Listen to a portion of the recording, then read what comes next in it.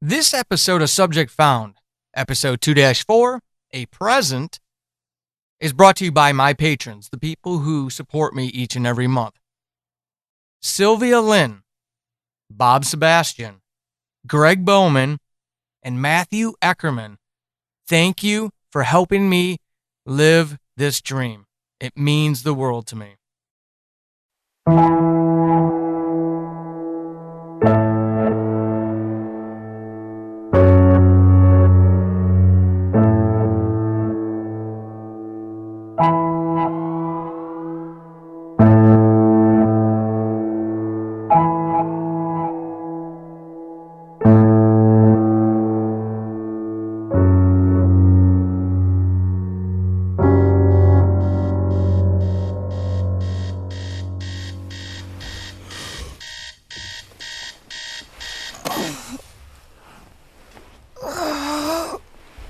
Okay.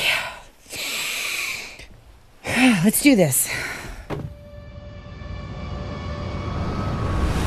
Okay, Monica, I'll admit it. The days off helped. You were right and I was wrong. Maybe I was a little more tired than I let on. Enjoy your win now. It won't last long. So it's, Thursday. Yeah, Thursday.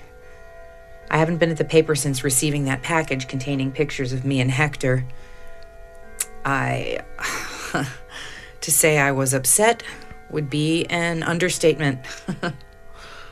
Maybe I was being a little overdramatic. Okay, I was being a lot overdramatic, but getting pictures of yourself in the mail at a job no one but a few people actually know you're working at, while just starting to work on a story about 2 murders in this damn city, it hit a little too close to home. I know you understand.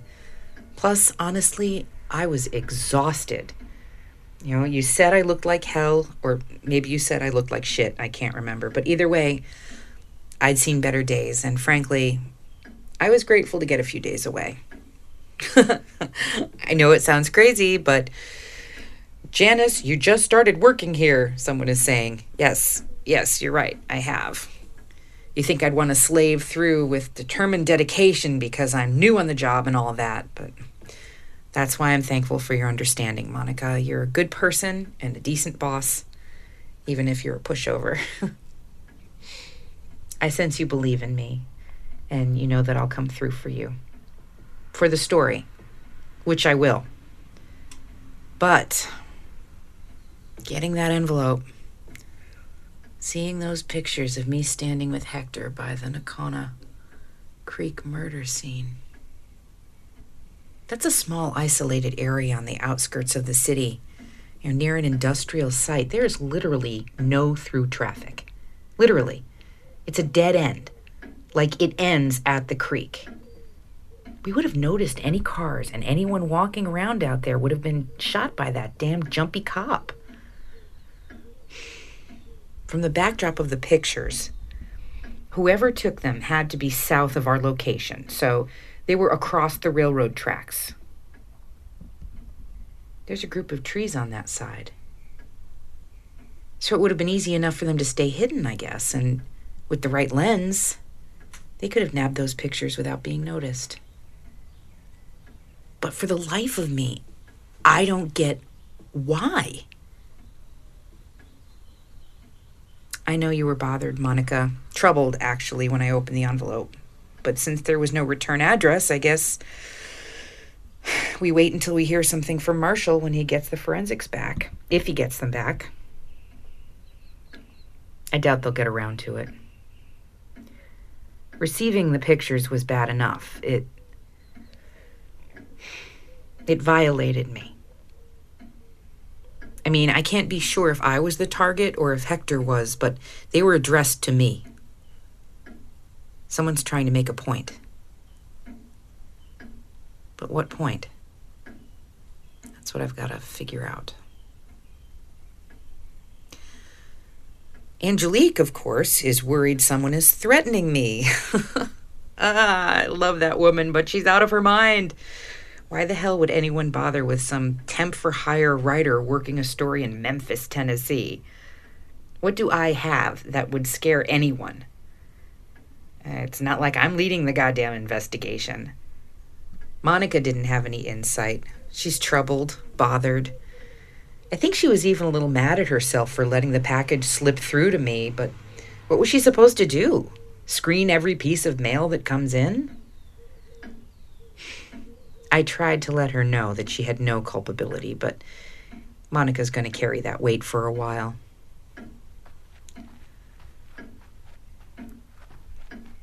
So where do things stand now?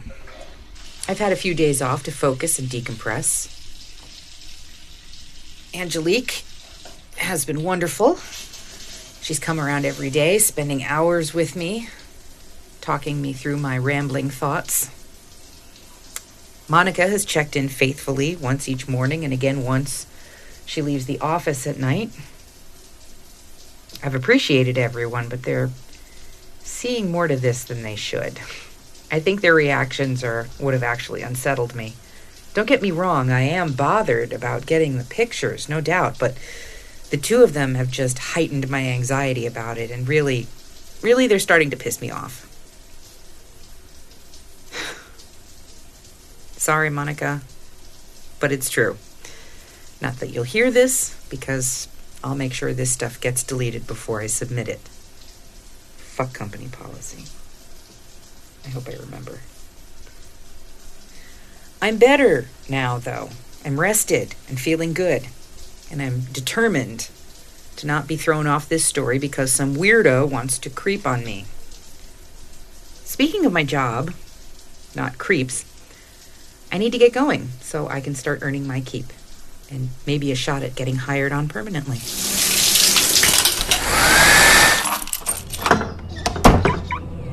Okay, I swear to God I know him. There's a man across the street, sitting at the bus stop. He watched me the entire time I walked to the car. I'm not crazy. He was watching me. He fucking watched me. The bus, it came while I was walking to my car. I barely noticed him. I was just aware someone was there, and when it left, when the bus pulled away, he was still there, still watching me. It's not even like he was hiding it. He watched me the entire fucking time. I need to go. Damn it. Hello? Are you on your way in? Hey, Angelique. Yeah, why? Don't park in the front. Don't park in the lot. Come around the back on Beale Street. Park there and walk around. Why? Don't know. Something's happened. The police have the front of the building cordoned off. Get here fast!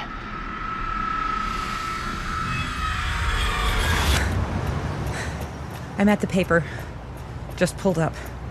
Angelique was right. The front parking lots around the building are blocked, so I had to park on the street by the loading docks. I'm not sure what the hell is happening. Hang on.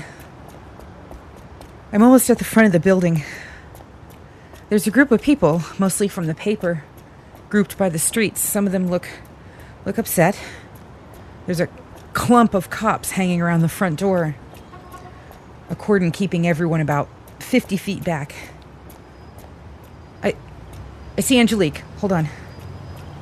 Finally! I don't live around the block, you know. What's going on? Some fucked up shit, that's what. What are you talking about? There's a fucking finger taped to the front door. So what I'm saying is I want you to be very careful, Janice. Until we know what's going on with this, we have to proceed with caution. Every single one of us. But sorry, especially you. I will. Are you sure you want to keep her on the story? Of course. Why wouldn't she? Whoa, I am not the enemy. Listen, it's not beyond reason to think there's something more, something we're not seeing yet. And I wasn't kidding about being careful. The department is. It has to be. And if we are, y'all should be too. Even more so. We don't know what we're dealing with. You think it's serial? A serial killer? An anarchist? Someone in the middle of a psychotic break? Some misogynist asshole with a vendetta? Who knows? We aren't ruling out anything. You shouldn't either. This is... It's crazy. Who the hell does that? Who the hell puts a damn severed finger on a door? That wasn't all we found. What? This cannot get out. Am I clear? At all. I mean it, Monica. Of course. If whatever's going on needs our full cooperation, Marshal, you'll have it. Everyone is on board. The finger belonged to a female. Now, we can't be sure it's one of the two victims until forensics is done with it, but I'm inclined to think it belongs to one of the victims. And it's not the only thing we pulled from the scene. There was a letter attached to it, too. From the killer? Do you have it? Our guys pulled it as quickly as they could this morning. Obviously, seeing a finger tagged to the building was disturbing for the person who called it in, but securing it and the letter was vital. It'll help us uncover evidence, mostly about the victim, but maybe even the killer. If that finger came from a murder victim, remember. But the letter, it was typed, so we're not going to get much beyond contextual clues. We already have people going over it. The department set up a small cadre earlier yesterday. You've got a dedicated team now? Yeah, What did it say? The letter. I have to be careful about what I release. Oh, come on! We're not loose with shit like this.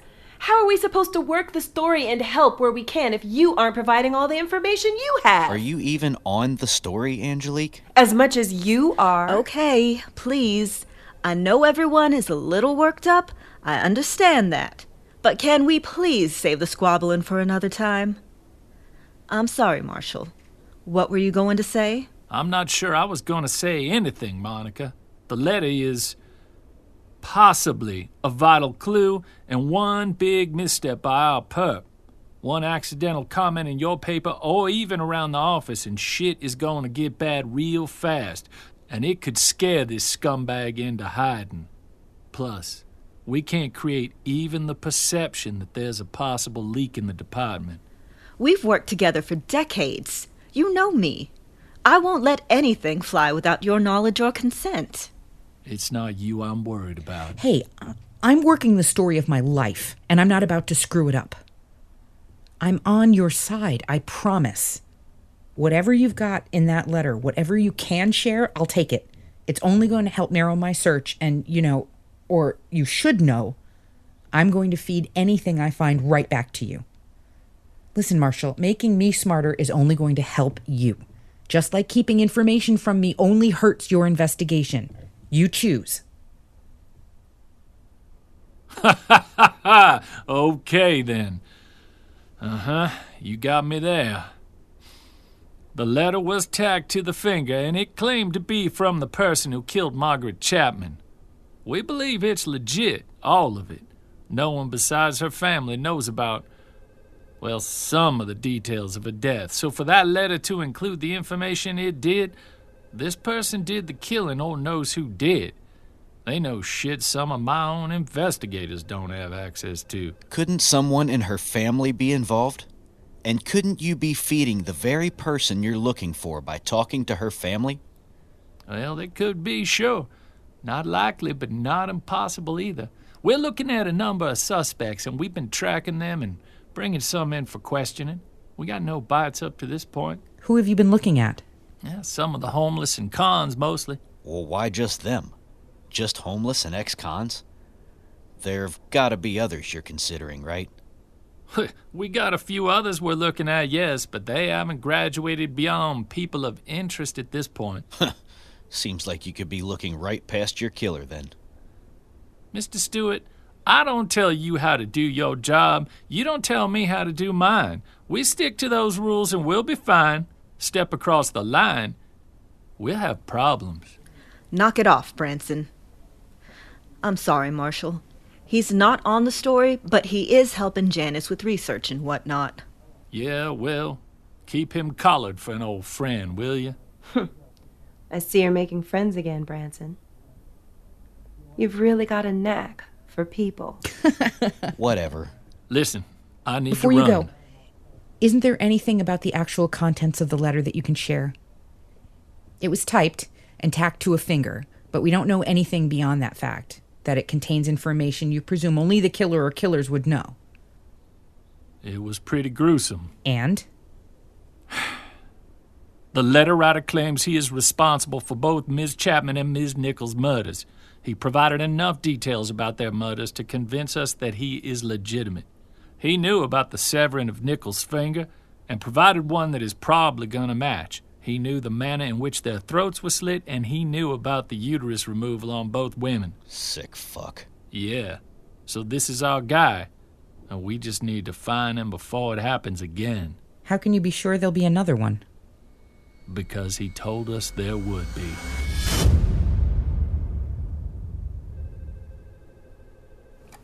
Coffee? Thanks. This is bad. This is really, really bad. He basically just told us there's a serial killer in Memphis. Sounds like it. We've got to keep a tight lid on this, folks. We cannot let anything slip. Marshall trusts me, and I don't want to betray that.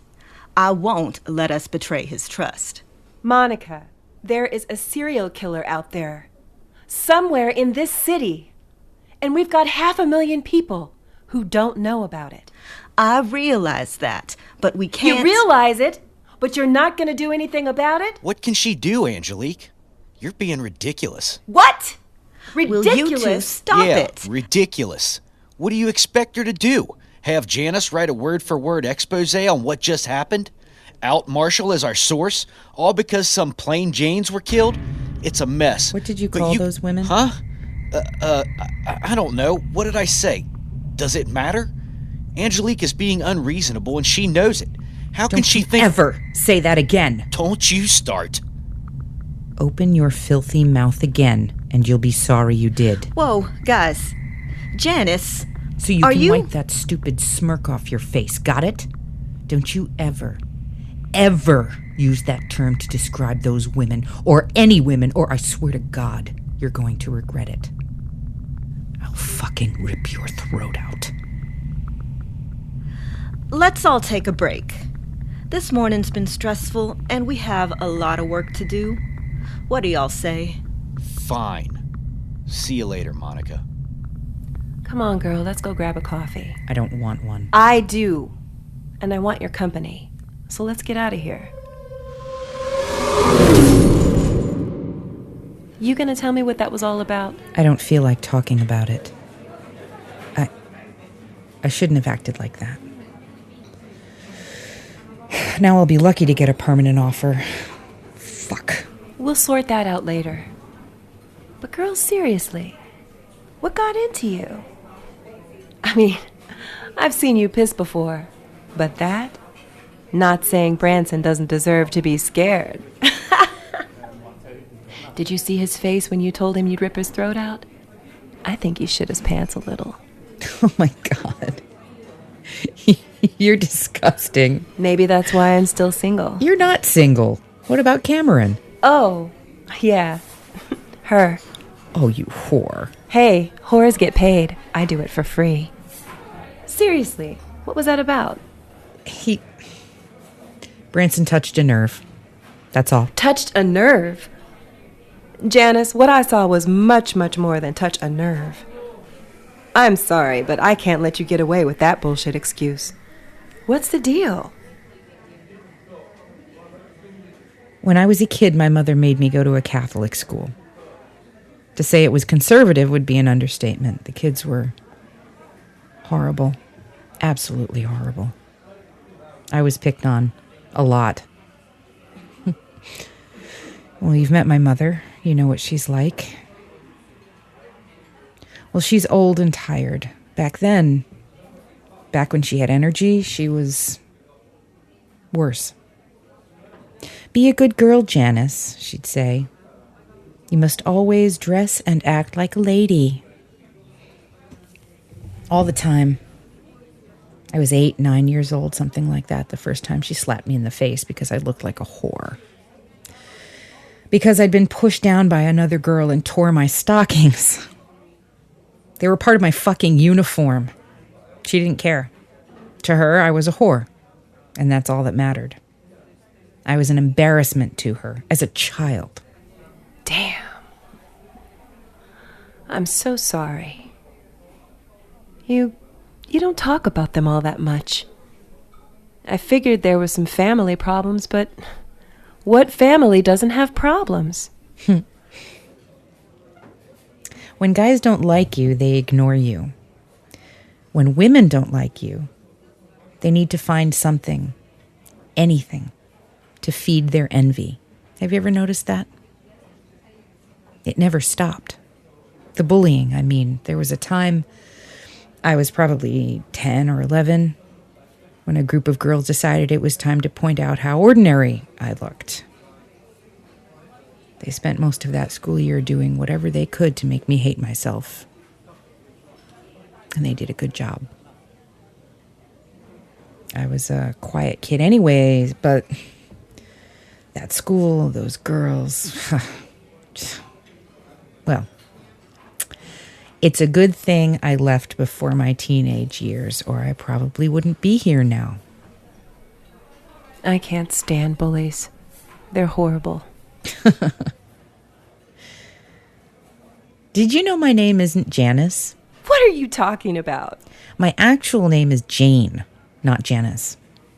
My mother changed it when I was in that school after a particularly bad bullying incident. Oh, it got worse? What happened? Just girls doing stupid girl stuff. Torturing me all year long, thinking it was funny to pick apart every aspect of where I didn't fit in. When I didn't fight back, it got bad. Real bad.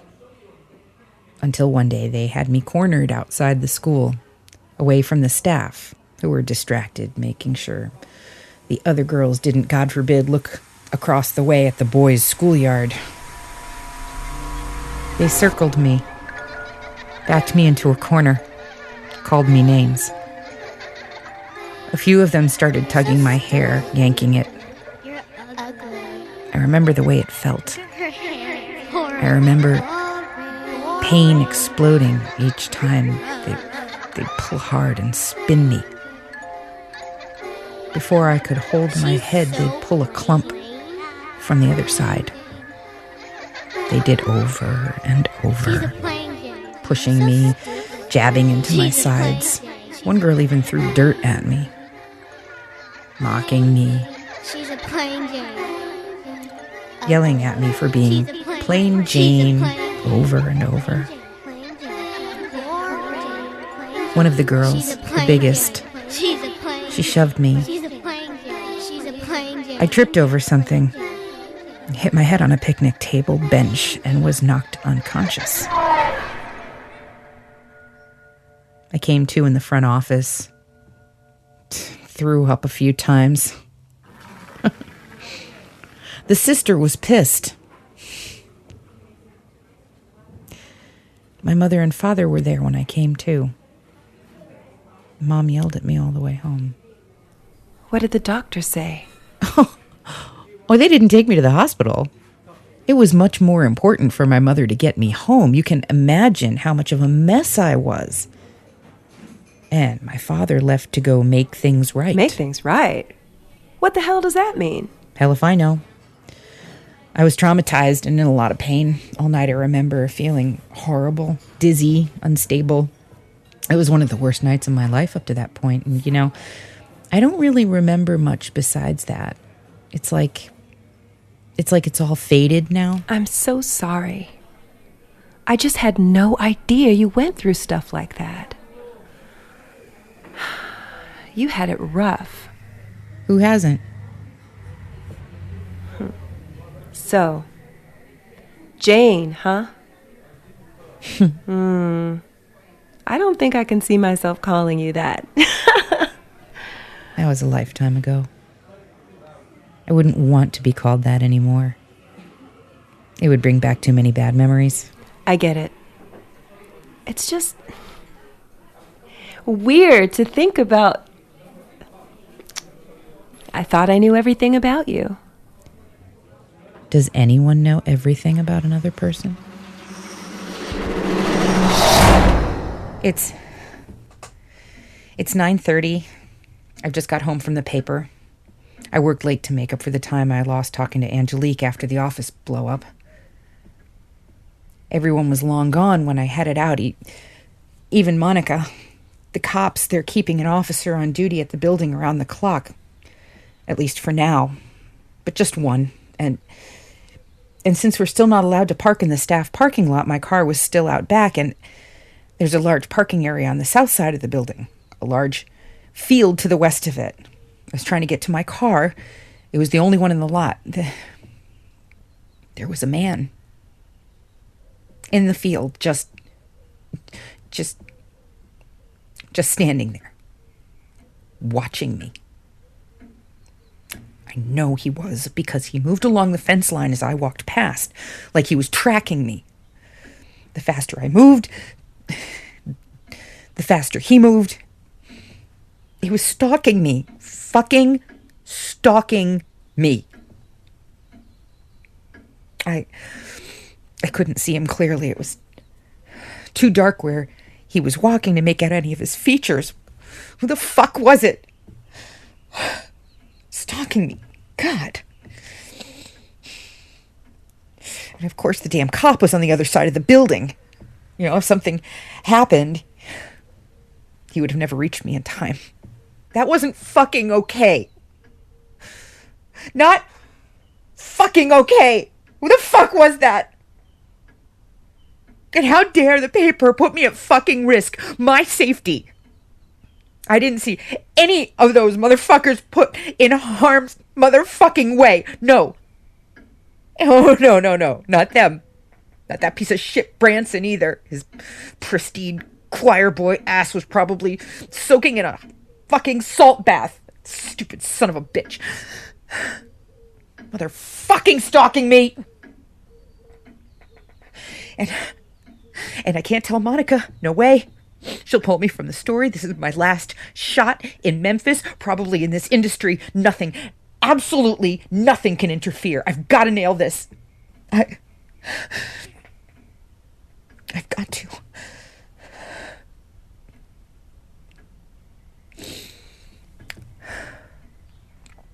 Whoever that was.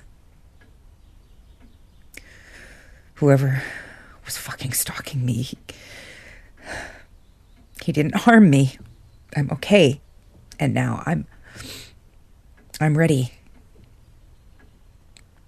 I'll keep Angelique with me from now on, and I'll leave when others leave until I'm sure that won't happen again. Or until I find out who that was.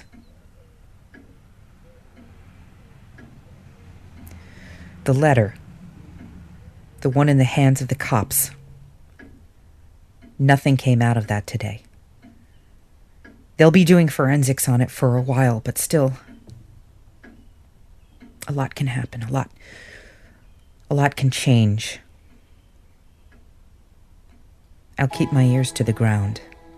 Stay close to Marshall. Get the latest as it comes out. This is my story. No one is taking it away from me.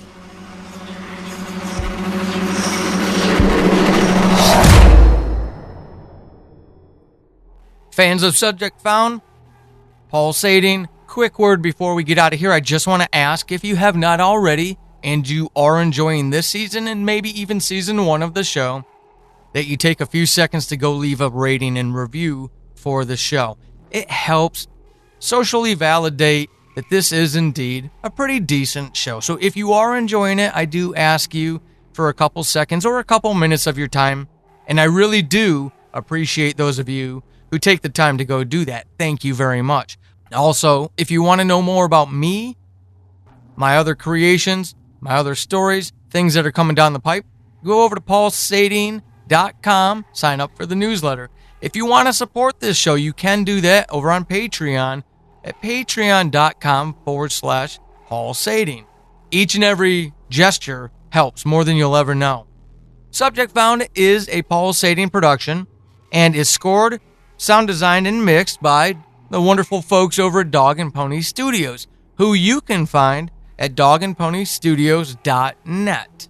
Awesome collection of folks. And, as always, there's some exciting news in this recommendation about a new Fate Crafter show coming up, made by people who are already making great quality audio drama. So check this one out. This time around, Spines. What would you do if you woke up covered in blood, suffering from memory loss, and surrounded by the remains of a human sacrifice? That's how Ren's story begins. So to find out what happens next, check out Spines, which is a production of Zoom Doom Stories.